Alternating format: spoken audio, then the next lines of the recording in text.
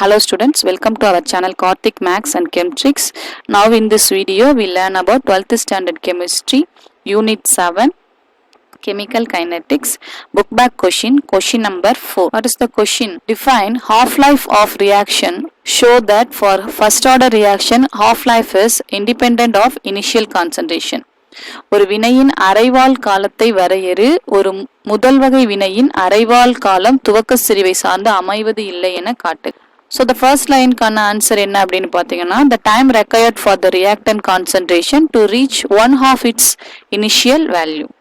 இதுதான் half life of reactionக்கான explanation. இந்த explanationோட நீங்க என்ன எழுதணும் அப்படின்னு பார்த்தீங்கன்னா T half equal to 0.6932 divided by K. So இது ரெண்டும் சேர்ந்தது தான் என்ன அப்படின்னு பார்த்தீங்கன்னா half life of reactionக்கான explanation. இந்த கொஷின் 3 மார்க்ல கேட்கக்கூடிய ஒரு கொஷின். நெக்ஸ்ட் லைன் பாருங்க. Show that for the first order reaction half life is independent of initial concentration. நம்ம எடுத்துட்ட ரியாக்ஷன் ஃபர்ஸ்ட் ஆர்டர் ரியாக்ஷனா இருந்துச்சுன்னா அதோட ஹாஃப் லைஃப் பீரியட் ஆனது இனிஷியல் கான்சன்ட்ரேஷனை டிபெண்ட் பண்ணி இருக்காது. அப்படின்னா இங்க பாருங்க, இந்த ஃபார்முலால கான்சன்ட்ரேஷனுக்கான டேர்ம், அதாவது ஏ அப்படிங்கிற ஏதாவது டேர்ம் இருக்கா? எதுவும் இல்லை. அப்ப கான்சன்ட்ரேஷன் மாறினா எந்தவித சேஞ்சும் டி ஹாஃப்ல இருக்காது அப்படின்னு நம்ம ப்ரூவ் பண்ணணும். ஓகேவா? சரி, இந்த டெரிவேஷன்ல ஃபர்ஸ்ட் ஆர்டர் ரியாக்ஷன் சொல்லிட்டாங்க. அதனால ரேட் கான்ஸ்டன்ட் அப்படின்னு பாத்தீங்கன்னா first order rate constant K is equal to 2.303 by T log initial concentration divided by concentration of A. Remaining part. ஓகேவா? ஸோ இனிஷியல் அப்படின்னு பார்த்தீங்கன்னா A0 அப்படிங்கிறது இனிஷியல் கான்சன்ட்ரேஷன், தொடக்க செறிவு. A அப்படிங்கிறது remaining part of the after the completion, மீதமுள்ள செறிவு, remaining concentration. Right? இப்போ ஃபார்முலால நம்ம சப்ஸ்டியூட் பண்ணுவோம். நமக்கு T ஹாஃப் தானே தேவை. அதனால நான் என்ன செய்ய போறேன், இந்த T இந்த சைட் கொண்டு வந்துடுறேன், Kவை கீழே கொண்டு வந்துடுறேன். அதுவும் Tலையும் T கீழே என்ன போட்டுக்கணும், T ஹாஃப்னு போட்டுக்கணும். 2.303 by K log initial concentration A0, remaining concentration எவ்வளோ இருக்கும் அப்படின்னு பார்த்தீங்கன்னா A half போயிடுச்சுன்னா இனிஷியல் கான்சன்ட்ரேஷன் எவ்வளோ மிச்சம் இருக்கும், அதில் பாதி தான் மிச்சம் இருக்கும். அப்போ ஏங்கிற இடத்துல எதை சப்ஸ்டியூட் பண்ணணும் அப்படின்னா A0/2. இது புரியுதா? A0ல பாதி 1/2, A0 into 1/2. அதுதான் எப்படி எழுதியிருக்கேன் அப்படின்னா A0/2ன்னு எழுதியிருக்கேன். அப்ப A0/2ன்னு எழுதிக்குங்க. இது ரெசிப்ரோக்கலா மாறுனுச்சு அப்படின்னா இங்க பாருங்க, A0 into 2/A0 ரெசிப்ரோக்கலா மாறுறப்ப இந்த மாதிரி மாறும். இப்போ இந்த A0 இந்த A0 கேன்சல் ஆயிடும், ரிமைனிங் 2 மட்டும் தான் இருக்கும்.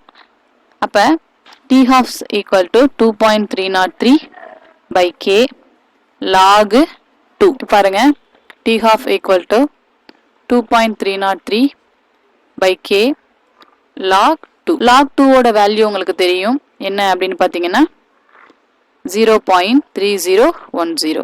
log 2க்கு பதிலா இந்த வேல்யூவை சப்ஸ்டியூட் பண்ணிக்க போறேன். 2.303 by K 0.3010. இப்போ இது ரெண்டுத்தையும் நம்ம மல்டிப்ளை பண்ணணும். T half equal to பாருங்க 3010, 0வால மல்டிப்ளை பண்ணுங்க, 1ஆல மல்டிப்ளை பண்ணுங்க, 0 3 3 சார் 9 0 9 6 3 2 1 3 9 6. இப்போ பாருங்க 0 1 2 3 4 5 6. இங்கே ஒரு 3 பாயிண்ட், இங்கே ஒரு 3 பாயிண்ட், மொத்தமாக 6 பாயிண்ட் தள்ளி பாயிண்ட் வைங்க.